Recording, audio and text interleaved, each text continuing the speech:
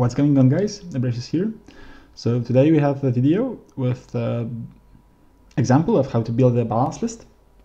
I received a few requests about the example on how to do that, on what to do exactly, what steps to do. And well, I thought for quite some time about building a balance list now, about trying to build a list with this scheme for some of the current armies. But in the end, I thought about it and realized that maybe I will just showcase the thought process about my Infernal Dwarfs list at the ETC in 2017, because I spent so much time on it. And it was really great effort from my part, I have to say. And it was really systematic. Like I think you will see through this video what can be done. And I have to admit, I've never worked on the other list as hard as I worked on that list. But I think it's not that much work. Like the most work obviously comes from playing the games. But I would like to point out to a few simple steps that I took and that can probably be used for any other army and any other meta. So sorry for all the names of the items and such, but I think you can handle that. So first of all, I think you should try to build the core of the army. So the things that are strong or that you like, that you feel like playing, doesn't necessarily have to be a competitive list. But for every list, you should have some core in build, some base. I don't want to say how many points should be in that, but I would say that something over 2000 points is a good core. Here you see, this is basically what I consider my core of the list. And this was 3 times Flintlocks, the Prophet, the Chaff, and then 2 times Kadim Incarnates and the Bolt Throwers. I liked all the elements of this list, and I think that I already have a pretty good balance in the list, but I'm struggling on some areas. So the second point is, what are you missing in the list? What phases are you weak in? Do you feel like your magic is not strong enough? Do you feel like your shooting is not strong enough? Or your close combat? I think in the list that I presented just a second ago, so this list has clearly the scoring problem. Although I have the Toruk, the scorings are not really solid. They are all very small units that can't really fight for the center or sometimes even for the 2 points. While I have some answers to the Cowboys, I think I still lack on this part, especially because in the meta that was in 2017, there were much more Cowboys. So what I'm definitely lacking is some static combat resolution. I was also thinking, what BSB should I pick? Because no BSB is not an option in Infernal Dwarfs. And the 2 alternatives was either the Vizier BSB or the Tauruk Subjugator BSB. So generally speaking, you should identify in which areas your roster will struggle and which areas still need covering. And while this is easy to say, that's much harder to do.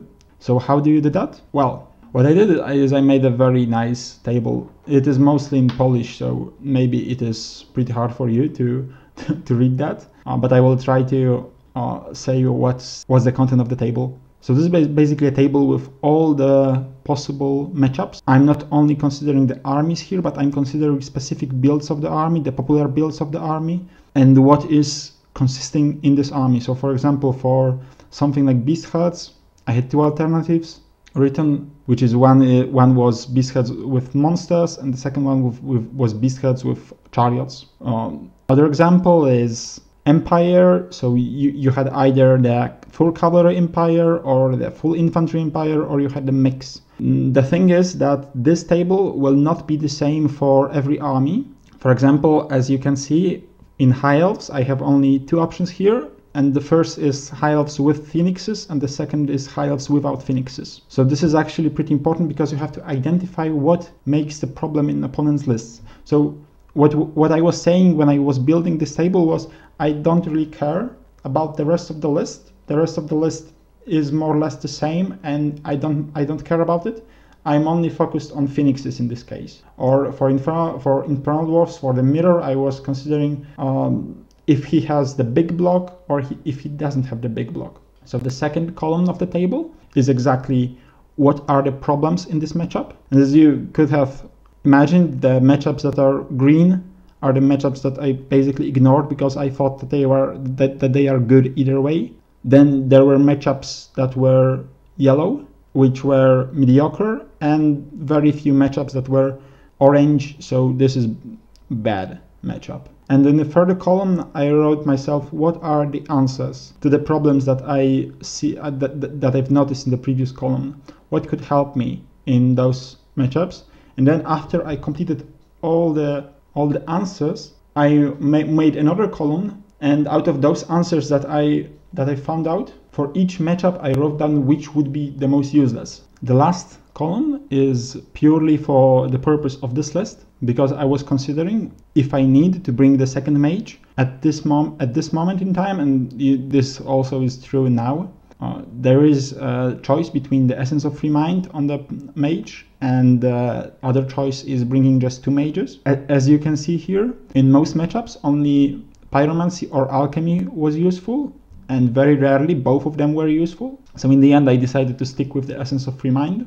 Another thing to note that you might be wondering what it is, the blue signs on the numbers column, those are the lists that I want to test against, because I'm not so sure about this matchup and I want to play against it more. So this was purely before the ETC, just to make sure that I can play these matches. So this was what I used during our bootcamps, for example, to think what do I want to pair up against. So after you identified your options, it is good to make some kind of summary. So as you can see here, I had basically 5 options what to put in the list. And this was either the big block of Immortals, 2 smaller blocks of Immortals, the Toruk BSB, the Hell Cannon with Rocket Battery, and the Choo Choo Train, which is the Infernal Engine.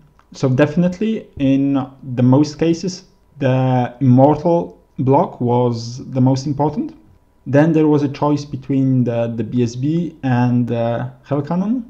But as you can see, the Toruk BSB gave some negative matchups here, which I wanted to avoid. So in the end, I decided to go with Hell Cannon. But I made 2 versions just to see what I can fit. I've made obviously much more versions, but those were the most legitimate ones. So after all that, I had some good idea what do I want in the list. And on the last ditch improvement, I decided to go with a bit different Vizier BSB than it is written here, because here he has only the 2-up armor save and that's all. And I decided to go with the Wizard's Hood because I felt like my magic was lacking sometimes. And Wizard Hood actually back then had 2 spells instead of 1, and it could randomize any spell from the lore, so it was much better. So as you can see, the base of the list is pretty much the same. The only thing that got out was the Ring of Fire, because I have Wizard's Hood, so I don't need the Ring of Fire anymore. But I got 2 blocks to help me scoring and to help me with the static. So this is 20 Hobgoblins, 21 Hobgoblins, which is actually pretty important, because with 21 Hobgoblins, after you lose the champion, you still have the 3 ranks. Unfortunately, I couldn't manage to fit the banner here, but I went with that. And then only 19 Immortals, but they were actually very effective, and with War Banner, they could really hold their praise. The number 19 is also not coincidental. It comes from the fact that if I decide to put both my characters into Immortals, then after I lose a champion in the first round, for example against the Beast Lord with the impact hits, I can take the challenge with the Vizier next round, and with a 2-up armor save, 6-up ward save, I can probably tank his attacks, and then I will have still full 3 ranks for additional combat resolution. So in the end, I went with this list. I was really satisfied, but I have to admit that I haven't played much Infernal Dwarfs since then.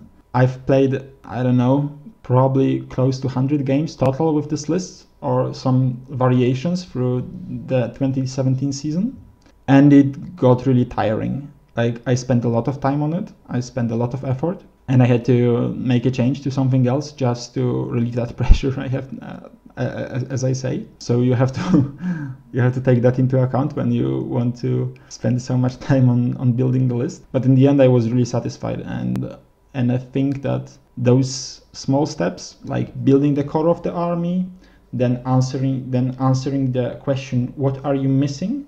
And answering what matchups do you really need to improve? Because sometimes you will bring things to the list that don't really improve the matchup. They seem good, but they help you in the places where you're actually good at. So you don't need to do it. And then the last part is obviously just list building, and trying to fit the more units in. Hope you guys learned something about it, or at least saw the story of my list for the ATC and enjoyed it. See you in the next video. Cheers.